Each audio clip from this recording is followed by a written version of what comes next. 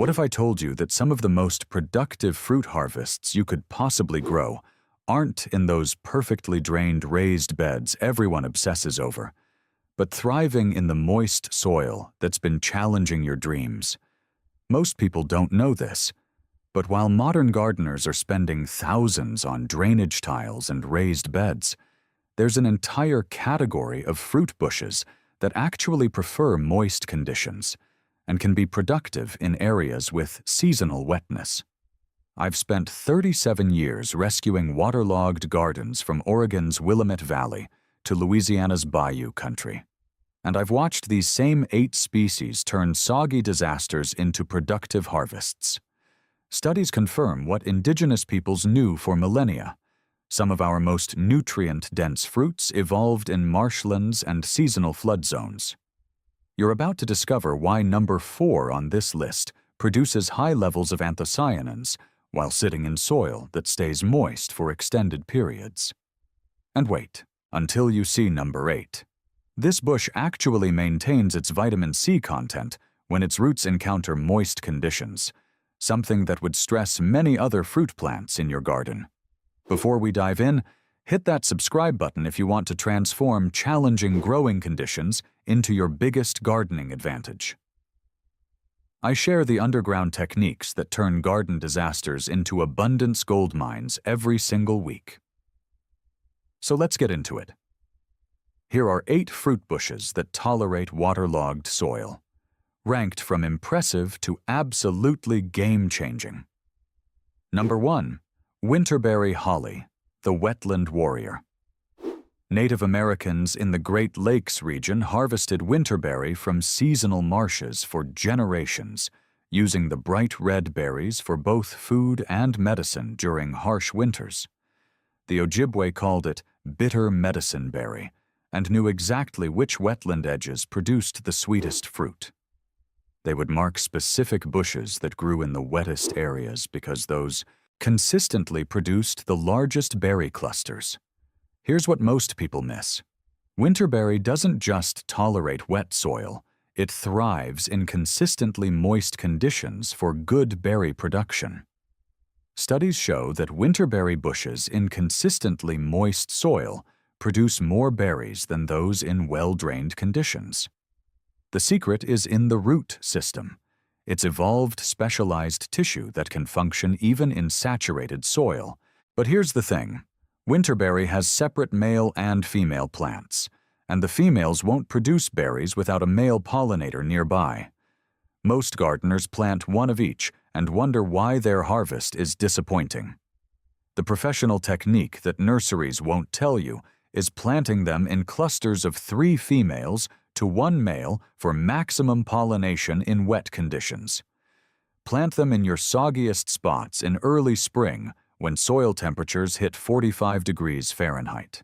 Space them 6 feet apart and watch them produce berries by year 3. Each mature female bush produces pounds of bright red berries that persist through winter, providing both wildlife food and stunning landscape color when everything else is dormant. The reason winterberry got forgotten is simple. Commercial fruit production moved away from native species that couldn't be mechanically harvested, abandoning the reliable wetland fruits that sustained communities for generations. Think of winterberry as nature's flood insurance policy that's been waiting in the wetlands for you to rediscover its winter abundance. Number 2, American cranberry, the bog boss. The reason cranberry got forgotten in home gardens is simple. Commercial agriculture convinced everyone you need a massive flooding system, but traditional cranberry cultivation used natural wet meadows and seasonal seeps. Wisconsin's Menominee tribe managed wild cranberry beds in natural wetlands for generations, creating sustainable harvests without any artificial flooding. They knew that cranberries in naturally wet soil develop good levels of proanthocyanidins, the compounds that make them so medicinally powerful. The tribal technique involved creating small clearings in naturally boggy areas and managing the cranberry patches through selective harvesting and controlled burning every few years. Here's why it works in your waterlogged garden. Cranberry plants have specialized roots that form symbiotic relationships with mycorrhizal fungi only in acidic, saturated soils. Research shows that home-scale cranberry patches in naturally wet, acidic soil can produce berries with good antioxidant levels. Modern science has caught up in a dramatic way. Cranberries contain unique A-type proanthocyanidins that prevent bacterial adhesion in the urinary tract, compounds that develop when the plants experience the stress of seasonal flooding. The Lazy Pro technique is creating a simple 4 by 4 foot depression lined with peat moss and pine needles, letting your natural water table do the work.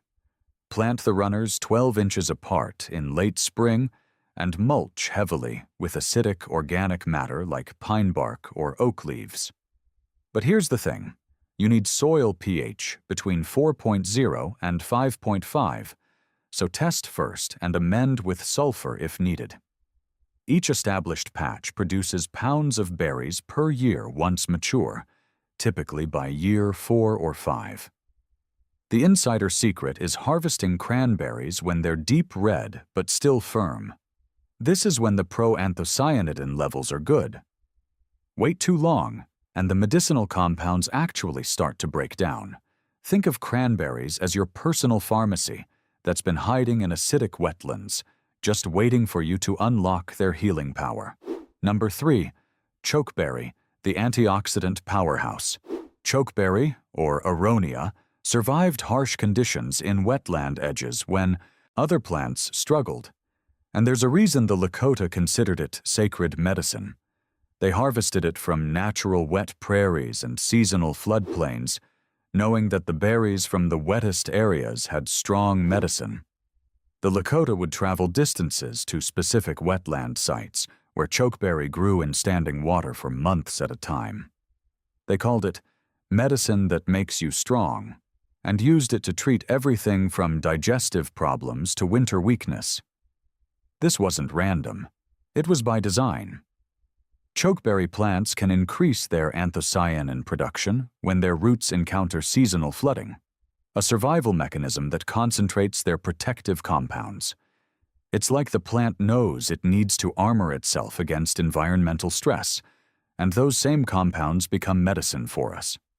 Modern science has caught up in a dramatic way. USDA studies show that aronia berries contain very high antioxidant levels among North American fruits, with impressive ORAC values. That's significantly more antioxidant power than many common berries. Here's what the nurseries won't tell you. Aronia roots can tolerate waterlogged zones because that's where they evolved in wetlands. The root system has adaptations that allow it to survive in anaerobic soil conditions that would stress most fruit plants.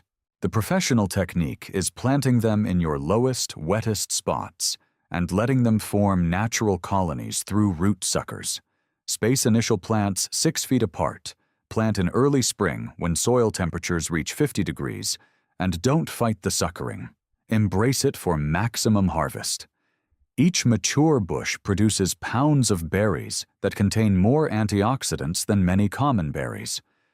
The berries are intensely astringent fresh, but make incredible jams, wines, and medicinal syrups.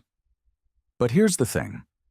Chokeberry actually improves soil structure in waterlogged conditions through its extensive root system and leaf drop, making it a soil-building powerhouse while producing superfruit. Think of chokeberry as nature's superfood factory that's been thriving in wet prairies, waiting for you to tap into its medicinal abundance. Number 4. Elderberry, the immune system guardian. European settlers learned elderberry cultivation from native tribes who had been managing elderberry groves in wet bottomlands for generations. The Cherokee specifically sought out elderberries growing in seasonal flood zones because they knew the berries from wet-footed plants had stronger medicine. The Cherokee had a sophisticated understanding of elderberry ecology. They knew that bushes growing in areas that flooded every spring produced berries with deeper color and more potent healing properties. They would create managed elderberry groves in natural wetlands, selectively harvesting and pruning to maintain productive stands for generations. Here's the science behind their wisdom. Elderberry bushes in consistently moist soil can develop higher concentrations of anthocyanins and flavonoids, the compounds that make elderberry so effective against viral infections. The plant responds to wet soil stress by concentrating its defensive chemistry. The reason elderberry got forgotten in modern gardens is simple. Industrial agriculture moved fruit production to dry, mechanized fields, abandoning the wet meadows where elderberry naturally thrives. Commercial elderberry production focuses on varieties that can be machine harvested, not the wetland-adapted types with superior medicine.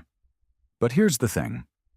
Elderberry's root system is adapted to handle moist soil conditions with specialized root hairs that can extract nutrients even in oxygen-poor, waterlogged soil. This adaptation allows it to thrive where other fruit bushes would struggle. Extension data shows that elderberry bushes in naturally wet soil can produce good yields per bush by year 4. The wet soil can trigger increased flower cluster production. The insider technique is planting them along drainage ditches, near downspouts, or in any area that stays moist through summer. Plant in early spring when soil temperatures hit 45 degrees, space 6 to 8 feet apart, and prune annually to maintain 6 to 8 main canes per bush. Modern science confirms what indigenous peoples knew. Elderberry from wet soil contains good levels of anthocyanins, making it a potent natural immune booster. Clinical studies show elderberry extract can reduce cold and flu duration. The professional secret is harvesting elderberry clusters when 75% of the berries are deep purple-black. This is when the anthocyanin levels peak, and the berries have maximum antiviral activity. Think of elderberry as your personal antiviral army that's been stationed in wet meadows for millennia, waiting for you to recruit its protective power. Number 5. Serviceberry, the pioneer's survival food. Lewis and Clark survived their Pacific Northwest expedition, partly because native guides showed them serviceberry groves thriving in wet mountain meadows and seasonal creek bottoms. The Nez Perce called it Saskatoon, and knew that serviceberries from wet areas stayed fresh longer and had better flavor than those from dry hillsides. The Nez Perce had developed sophisticated serviceberry management techniques over generations. They would burn wet meadows on a rotating schedule to maintain open serviceberry stands, and they knew exactly which wetland sites produced the sweetest, most nutritious berries. They would travel distances to harvest from specific groves that grew in seasonally flooded areas. Here's why it works. Serviceberry has a dual root system, with both shallow feeder roots and deep tap roots, allowing it to thrive in seasonally wet soil while accessing deep moisture during dry spells. This adaptation made it a reliable survival food for indigenous peoples across North America. The reason serviceberry got forgotten is simple. Commercial fruit production focused on crops that could be mechanically harvested, abandoning the diverse native fruits that required hand-picking but provided superior nutrition and reliability. But modern nutritional analysis reveals why our ancestors prized it so highly. Serviceberries contain good levels of iron, manganese, and magnesium compared to many commercial fruits, plus unique flavonoids that develop in plants stressed by seasonal flooding. Research shows that serviceberry bushes in wet meadow conditions can produce substantial yields per mature bush, with fruit that tastes like a cross between blueberries and almonds. The wet soil stress can concentrate the natural sugars and create the distinctive almond-like flavor compounds. Here's what most people miss. Serviceberry flowers are self-fertile, but cross-pollination dramatically increases fruit set. Planting multiple varieties in your wet areas creates a pollination paradise that maximizes harvest. The professional planting technique is choosing varieties like Regent or Thiessen that are selected for wet soil tolerance, planting them 8 to 10 feet apart in your soggiest areas, and allowing them to form natural thickets through root suckers. Plant in early spring when soil temperatures reach 45 degrees, mulch heavily with organic matter, and expect first significant harvests by year 3. The bushes are incredibly long-lived. Some Native American managed groves are documented to be very old. But here's the thing. Serviceberry actually improves with age in wet conditions. Mature bushes develop extensive root systems that help stabilize soil and prevent erosion while producing increasingly large harvests. Think of serviceberry as the ultimate survival food that's been waiting in wet meadows for you to rediscover its reliable abundance. Number 6. American black currant, the vitamin C bomb. French fur traders learned about black currants from Ojibwe women who cultivated them in wet forest clearings and seasonal wetlands throughout the Great Lakes region. They called it bear berry because bears would travel miles to feed on the vitamin-rich fruit in late summer. The Ojibwe had sophisticated black currant cultivation techniques that involved creating small clearings in naturally wet areas and managing the currant patches through selective harvesting and occasional burning. They knew that black currants growing in partial shade with wet feet produced berries with good vitamin content and flavor. The indigenous cultivation technique involved understanding the complex relationship between black currants and their forest ecosystem. They would plant them near natural springs and seasonal wetlands, knowing that the consistent moisture and partial shade created good growing conditions. Here's what most people miss. American black currants contain good levels of vitamin C, but only when grown in their preferred wet, partially shaded conditions. The vitamin C levels can decrease when the plants experience drought stress. The reason black currant got forgotten in America is simple. Federal regulations banned them in the early 1900s because they were thought to spread white pine blister rust, even though American varieties are largely resistant. This ban lasted for decades and eliminated black currant from American gardens.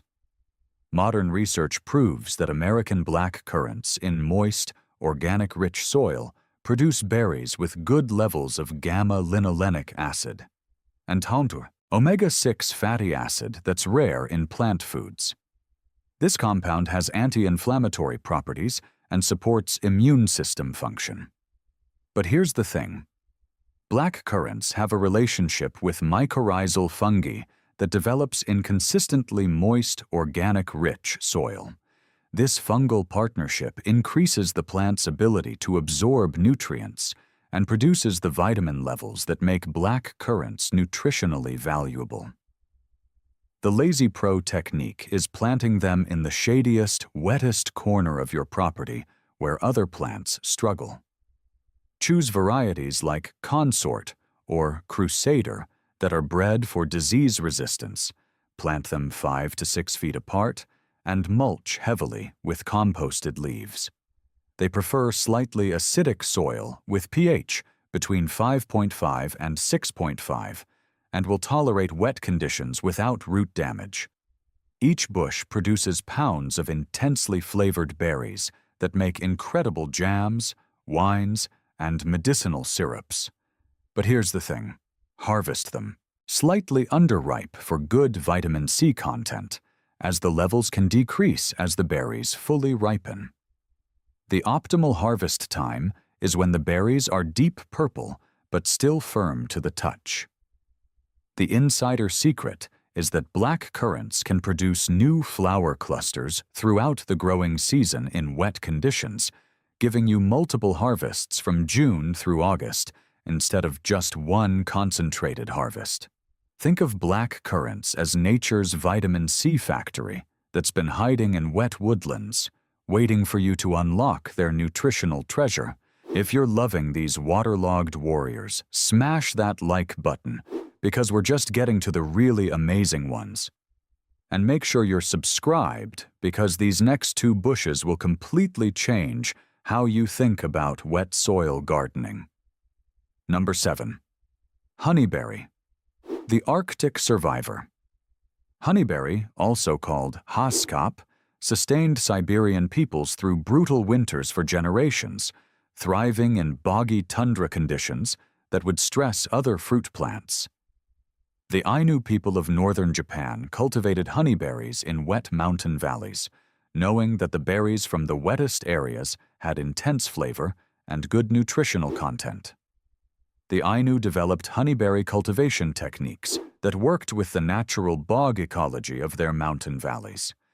They would create small clearings in wet areas and manage honeyberry patches through selective harvesting and careful water management. They knew that honeyberries needed cold, wet conditions to develop their unique flavor profile. This wasn't random, it was evolutionary adaptation. Honeyberry plants are adapted to cold conditions where the soil stays saturated for months, developing specialized root systems that can function in near-freezing waterlogged soil. Here's why it works in your wet garden.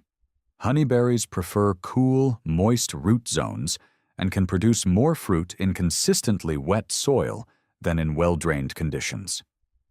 The plant's physiology is designed for bog-like conditions with seasonal flooding and extended cold periods. Research programs have proven that these bushes can survive very cold temperatures while sitting in waterlogged soil, making them a climate-resilient fruit crop. They're adapted by evolution to thrive in conditions that would stress other fruit plants. Modern science has caught up in a dramatic way. Honeyberries contain high levels of anthocyanins compared to many berries, plus unique compounds called iridoids that exist in few plant species. These iridoids have anti-inflammatory and neuroprotective properties. But here's the thing. Honeyberries require cross-pollination between different varieties to produce fruit, and the pollination window is short because they flower early in the season. Most gardeners plant one variety and wonder why they get no fruit. The professional technique is planting at least 2 different varieties for cross-pollination, spacing them 4 to 6 feet apart in your wettest, coolest microclimate. Choose varieties like Aurora and Honeybee that are bred for North American conditions and have overlapping bloom times. Plant in early spring when soil temperatures reach 35 degrees. They can handle planting in much colder conditions than other fruit bushes. Expect fruit in the 2nd year. They're among the earliest ripening fruits in most climates, often ready by June. Each mature bush produces pounds of berries that taste like a cross between blueberries and raspberries, with a unique honey-like sweetness. The berries are high in vitamin C and antioxidants, making them a superfood that ripens when few other fruits are available. Think about that. While your neighbors are still waiting for strawberries, you're harvesting superfruit that's been perfected in Arctic wetlands for millennia. The insider secret is that honeyberries can increase their sugar content when grown in consistently wet, cool conditions. The stress of waterlogged soil can trigger the plant to concentrate sugars and flavor compounds in the berries. Think of honeyberries as time-traveling nutrition from the future, engineered by evolution to thrive exactly where your garden floods. Number 8. Bog bilberry, the ultimate wetland treasure. This is the showstopper. Bog bilberry, a crown jewel of wetland fruit production that most American gardeners have never heard of. Scandinavian peoples have harvested bog bilberries from natural peat bogs for generations, and research reveals why they considered it valuable. The Sami people of northern Scandinavia developed sophisticated bog bilberry harvesting techniques over generations. They knew which bogs produced good berries and would travel distances to harvest from specific sites. They had knowledge of how bog conditions affected berry quality and would time their harvests to coincide with peak ripeness. Bog bilberries growing in saturated acidic peat develop high anthocyanin levels compared to regular blueberries, plus unique compounds called oligomeric proanthocyanidins that form under specific wetland conditions. The Sami people knew that bilberries from the wettest bogs had healing properties, using them to treat everything from eye problems to digestive issues. They would prepare bog bilberry preparations for long winter journeys, knowing that the berries provided essential nutrition when other foods were scarce. Modern science has validated their wisdom. Bog bilberries contain high concentrations of vision-protecting anthocyanins, with levels so significant they're used in European pharmaceutical preparations. The compound responsible is called delphinidin 3-glucoside, and it reaches good levels in bog-grown berries. Here's what the research shows. Bog bilberry plants can increase their medicinal compound production when their roots encounter wet conditions, a stress response that concentrates their protective chemistry. Studies prove that bilberries in natural wetland conditions produce berries with very high antioxidant levels. But here's the thing. Bog bilberry requires very specific conditions to thrive: acidic soil with pH between 3.5 and 4.5, consistent moisture, and partial shade. These aren't conditions you can easily replicate with simple amendments. You need to create a true bog environment. The reason bog bilberry got forgotten is simple. It requires patience and specific conditions that commercial agriculture can't replicate profitably. There's no way to mechanize bog bilberry production, and the plants take years to establish in artificial bog conditions. The insider technique is creating a dedicated bog garden using a lined depression filled with sphagnum peat and sand, keeping it constantly moist with rainwater or distilled water. Never use tap water. The chlorine and minerals will disrupt the specialized bog ecosystem that bilberries require. Plant certified bog bilberry varieties like North Blue or North Country in early spring when soil temperatures reach 35 degrees, space them 3 to 4 feet apart, and mulch with fresh sphagnum moss. The sphagnum moss is critical. It maintains the acidic conditions and provides the specialized fungal partners that bilberries need. Each mature bush produces pounds of intensely flavored berries that contain high levels of healing compounds. The berries are small but concentrated. Even a small amount provides good levels of vision-protecting anthocyanins. The professional secret is harvesting bog bilberries when they're deep blue-black, but still firm. This is when the oligomeric proanthocyanidin levels are good. The berries will keep for weeks in refrigeration and can be frozen for year-round use in medicinal preparations. But here's the thing. Bog bilberries actually improve the bog ecosystem as they mature. Their root systems help maintain the specialized fungal networks that keep bog conditions stable, creating a self-sustaining system that gets more productive over time. Think of bog bilberry as nature's ultimate medicine chest that's been waiting in ancient peat bogs for you to unlock its extraordinary healing power. Here's the reframe that changes everything. Your waterlogged soil isn't a gardening curse. It's a gateway to growing some of the most nutrient-dense, medicinally powerful fruits on the planet. While everyone else is fighting their soil conditions, you're about to work with them to create abundance that most gardeners can only dream of. These 8 wetland warriors represent generations of indigenous wisdom combined with modern nutritional science. Every single one of these bushes can be productive and nutritious in conditions where many other plants would struggle. Think about the transformation you're about to make. From someone fighting waterlogged soil to someone who understands that productive fruit harvests can come from working with nature's wetland systems. You're not just growing fruit, you're reclaiming food independence using ancient wisdom that's been waiting in the wetlands for you to rediscover.